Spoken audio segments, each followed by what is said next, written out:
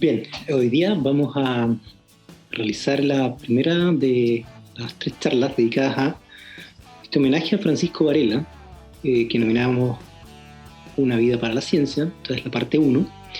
Y a propósito de que se cumplen 20 años de la muerte de este gran científico, y 30 años desde que se publica uno de los textos más relevantes, The Embodied Mind, la mente encarnada de cuerpo presente, se le traduce en general los textos en castellano. A propósito de esto, vamos a realizar una serie de 3 videos de contenido, donde vamos a revisar los aspectos más relevantes de aquello que Francisco Varela generó como conocimiento. Vamos a ver cuáles son estas 3 aristas distintas que vamos a ver. En la primera parte, hoy, vamos a comentar acerca del método neurofenomenológico, que es aquello que es el método neurofenomenológico. En la parte 2, en un siguiente contenido, entregaremos entonces los aportes de Francisco Varela al estudio de la conciencia, que es un área muy importante que él desarrolló. Y la tercera parte es titulada A propósito del Ouroboros y el significado psicológico del concepto de reentrada, que es otro de los grandes aportes que hizo Francisco Varela.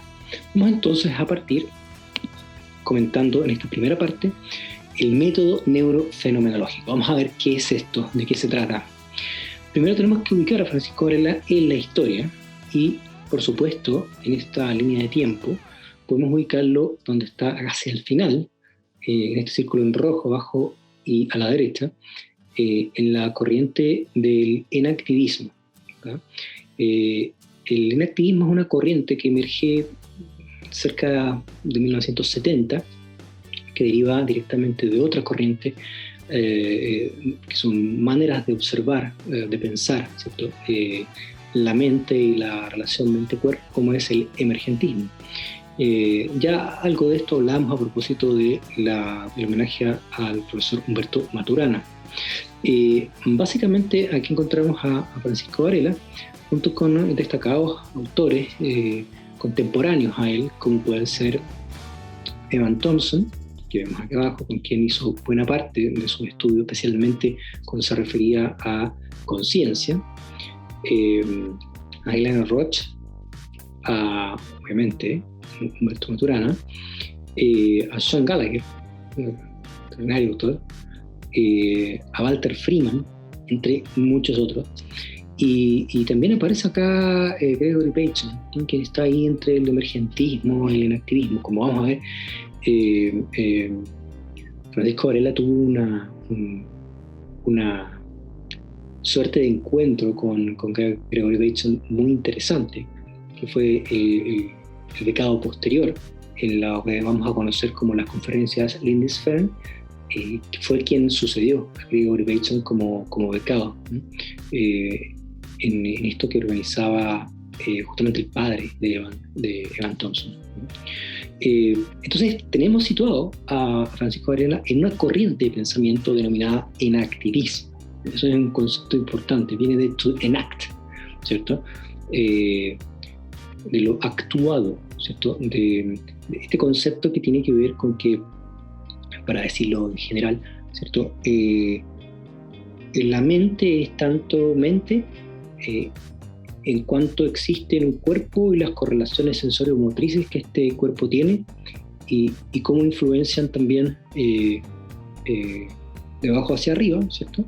La experiencia, el suceder y el neurofuncionamiento, ¿sí? Entonces, esta idea de to enact tiene que ver mucho con el concepto de que la mente y el cuerpo son mente y cuerpo en acción, ¿cierto? Que están en acción. Bien, continuemos a propósito de esta misma pregunta. Francisco Varela se hizo esta pregunta: ¿cuál es la totalidad del fenómeno observado? Esto es muy importante.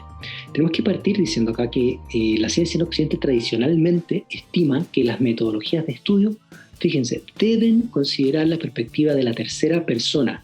Esto quiere decir que aquello que es considerado como el centro del fenómeno estudiado, es aquello que puede ser visto, medido y replicado por un observador fuera, ¿cierto? La metáfora del científico que observa desde afuera un fenómeno, lo captura a través de algún tipo de técnica, a través de algún tipo de metodología, como pudiera ser la estadística o la simple observación y replicación de un fenómeno. Y esa es la tercera persona. Yo, tú, él, tercera persona. El observador que observa un fenómeno.